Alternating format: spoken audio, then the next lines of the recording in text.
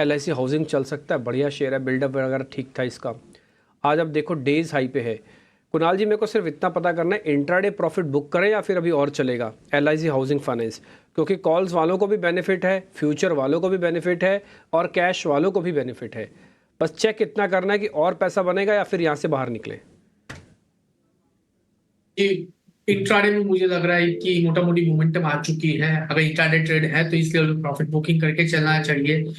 लेकिन अगर आप पोजिशनल की बात कर रहे हो, अगर आप शॉर्ट टर्म की बात कर रहे हो, तो मैं कहूंगा कि यहाँ पे होल्ड करके चलिए। बहुत ही अच्छी और तगड़ी मोमेंटम यहाँ पे ये स्टॉक में हमें आने वाले दिनों में देखने को मिल सकती है।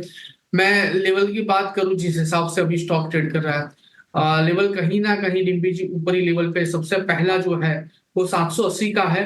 और जैसे ही 780 डीपीजे काउंटर ब्रेक करता है, ऊपर में हमें तकरीबन तकरीबन 820 तक के भी लेवल देखने को मिल सकता है। तो जिनका पोजिशनल ट्रेडिंग है वो होल्ड करके चलिए, इंट्राडे पे फिलहाल बुक करके चलिए।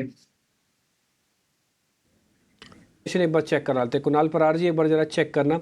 6% शिपिंग कॉरपोरेशन के लिए आम सी बात है, खबर नहीं भी आती तब भी चलने की कैपेसिटी रखता है ये। तो जरा चेक कर लीजिए कितनी पावर है इसके अंदर। वेल डिम्पी जी, पावर बहुत थी। अभी पावर की बात नहीं करूंगा।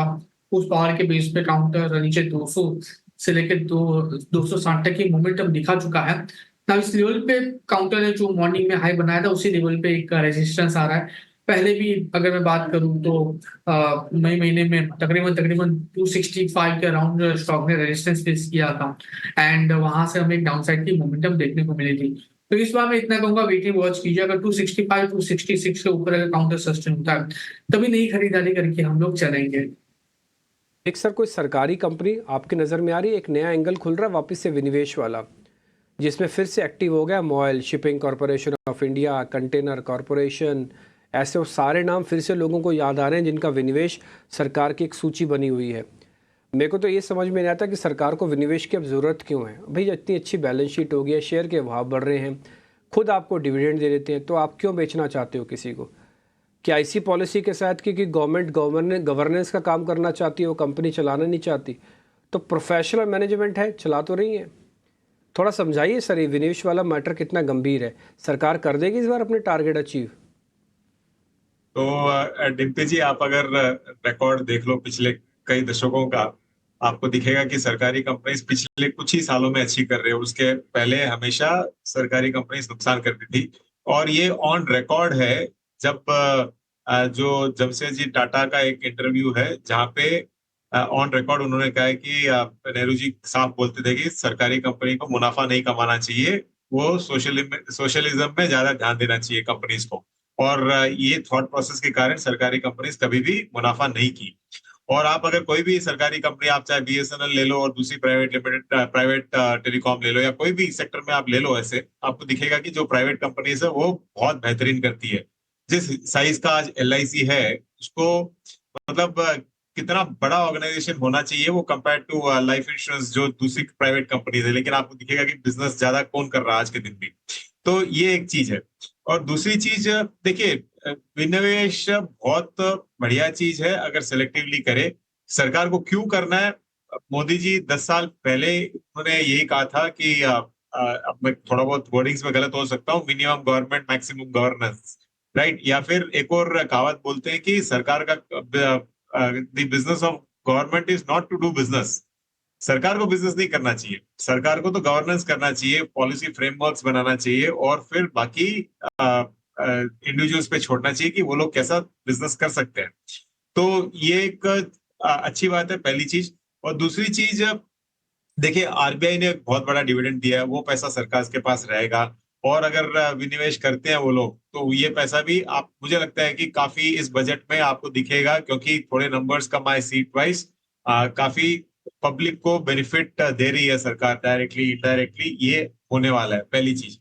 और दूसरी चीज, अगर कुछ कंपनीज जो दिमाग में आती है, जो विनिवेश हो और सही में आउट परफॉर्म कर सके, या फिर उनका वैल्यू अनलॉकिंग हो, दो तो आपने बोला ही था, शिपिंग कॉर्पोरेशन और कंटेनर कॉर्पोरेशन, ये दो तो ऑन रडार है ही। और कंटेनर कॉर्पोरेशन का परफॉर्मेंस ऑलरेडी बहुत बढ़िया चल रहा है।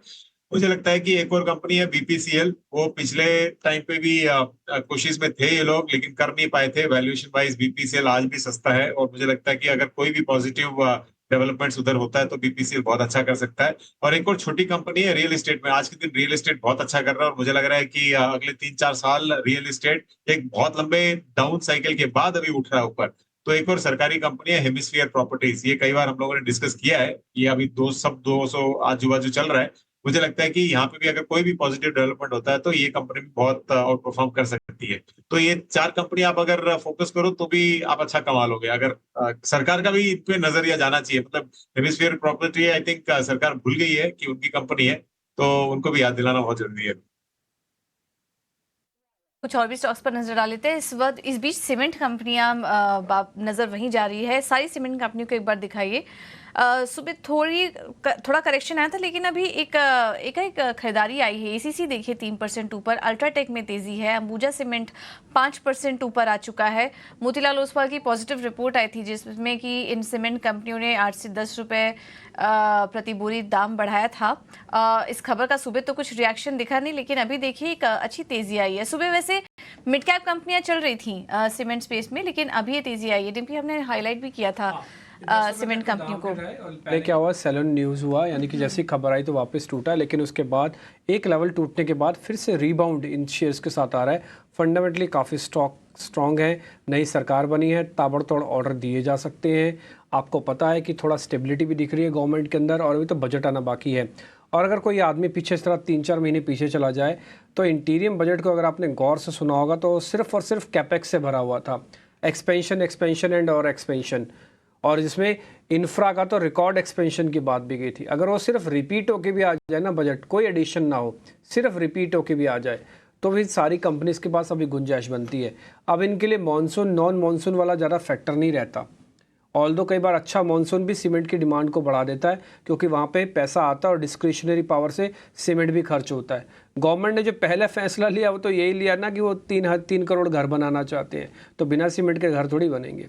तो सारी सीमेंट कंपनीज के लिए एक तरफा हो सकता है, थोड़ा लॉजिस्टिक कॉस्ट का बेनिफिट भी है। इसमें 10 एंगल जुड़े होते हैं, गवर्नमेंट के जीएसटी कैलकुलेशन है, लॉजिस्टिक की कॉस्ट है, लेकिन फिर भी मैं बोलूँगा सीमेंट कंपनीज को वैल्यूएशन टर्म्स पे छांट छूट के आप अच्छे से कर लें। अभी और सीमेंट कंपनीज खुल जाएंगी ऐसा मेरे को लगता नहीं है। देश में सीमेंट प्लांट खोलना बहुत मुश्किल है, बहुत कॉस्टिंग है इसकी। तो जो प्रिवेलिंग प्लांट है यही अपनी कैपेसिटी इंक्रीज कर करके मार्केट के अंदर एक अच्छा बेस बनाया हुआ है। पहले कार्टलाइजेशन की प्रॉब्लम एक ज़माने में हुआ करती थी, अब वो नहीं है, ऐसा सुनने में तो काफ़ी बार आता है। एक बार विवेक सर से राय ले लेते हैं, क्योंकि थोड़ा फंडामेंटल वाला मैटर है इसलिए। विवेक जी, एक बार ज़रा सीमेंट कंपनीज पर आपके रिकमेंडेशन, डिमांड वगैरह की तो कोई कमी नहीं होगी ना, और दूसरा प्राइसिंग एक्शन इनके फेवर में है। अब ये हिम्मत करते हैं कि मानसून के सीजन में भी 10 रुपए दाम बढ़ा रहे हैं। इसको दिख रहा है। इनफैक्ट आप अगर दाम बढ़ाने की बात देखो तो काफी समय से एक लगाड़ सा फेस चल रहा था जहां पे दाम बढ़े नहीं थे। तो मुझे लगता है कि एक बहुत पॉजिटिव मूवमेंट है ये सीमेंट के लिए, पहली चीज। दूसरी चीज, जो इंफ्रास्ट्रक्चर पुश रहने वाला है इस सरकार में। इनफैक्ट जो वोट ऑन अकाउंट था उसमें 11,11,111 करोड़, मतलब ऑल वंस थे सारे। तो 11 लाख करोड़ से ज्यादा वो लोग बजट इंफ्रा पे, मतलब बजट में इंफ्रा स्पेंडिंग पे ये लोग सोच रहे हैं। हो सकता है कि जो पूरा टोटल बजट आएगा उसमें घटाने वाले तो नहीं है, अगर बढ़ना है तो बढ़ा सकते हैं, घटेगा नहीं। तो इतना बड़ा अगर एम रहता है तो आपको चारों तरफा एक्टिविटीज दिखेगी, पहली चीज। और जो सरकार का वापस फोकस है, पहले दिन ही साइन यही किया कि 3 करोड़ नए घर बनेंगे। और जो रूरल डेवलपमेंट है, क्योंकि रूरल साइड में ग्रोथ की बहुत जरूरत है। इनफैक्ट आप अगर देखो ओवरऑल इंडिया का जीडीपी करीबन मात्र 12 या 13 शहर में, एग्जैक्ट नंबर्स डेटा मेरे पास नहीं है लेकिन आपको बाद में भिजवा सकता हूँ, करीबन 13 सिटीज मेजोरिटी प्ले दिखा रही है जीडीपी में।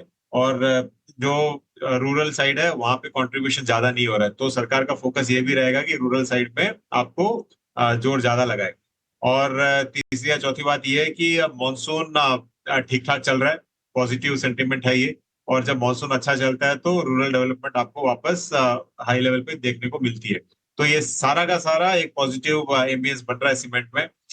मुझे लगता है कि स्टॉक्स लाइक एसीसी है, बहुत सस्ता दिखता है मुझे नोवोको विस्टास है, इग्नोर्ड स्टॉक है ये बाजार में, ये एक अंडर वैल्यूएशन स्टॉक वाला मुझे दिख रहा है।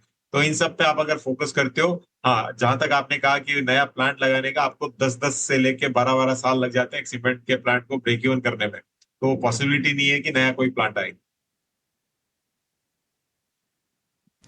चलिए, ये फंडामेंटल रहा है। काफ़ी सारे फैक्टर्स हैं जो कि सीमेंट कंपनियों के लिए प्ले आउट कर रहे हैं। सुबह तो ये नहीं चले जैसे कि हमने आपको बताया, लेकिन आखिरी कुछ 15-20 मिनटों में ये एक्शन निकल कर आया। हालांकि मिड कैप कंपनियों में एक्शन दिखा था। एक बार टेक्निकल चेक भी ले ही लेते हैं। जतिन जी, अभी भी कहाँ मौके देख रहे हैं आप टेक्निकली एंट्री लेने के लिए, अगर किसी सीमेंट कंपनियों में खरीदारी करनी हो तो?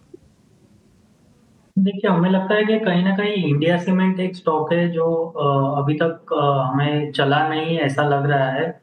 क्योंकि कंसीडरिंग कि ओवरऑल जो मार्केट में अपमूव आया है उसमें ये स्टॉक थोड़ा अंडर परफॉर्मिंग भी रहा है और कहीं न कहीं हमें लगता है कि ये मूव करने को स्टार्ट कर सकता है ऊपर की तरफ। तो हमें लगता है कि इंडिया सीमेंट में रिस्क रिवॉर्ड थोड़ा अच्छा बैठ रहा है एट करंट मार्केट प्राइस और अगर जो भी थोड़ा डिप आता है तो उसमें ज़्यादा डाउनसाइड हम लोग एक्सपेक्ट नहीं कर रहे हैं। अराउंड 215 के आसपास एक स्ट्रॉन्ग सपोर्ट है। तो हमें लगता है कि इंडिया सीमेंट में बाय करके चलना चाहिए। ऊपर में हमें लगता है 233 से लेकर 238 का अपसाइड पोटेंशियल है और इसमें स्टॉप लॉस में 215 का सजेस्ट करना चाहूँगा। तो अमॉन्ग दी सीमेंट पैक हमें India cement risk reward perspective से अच्छा लगता है। ठीक।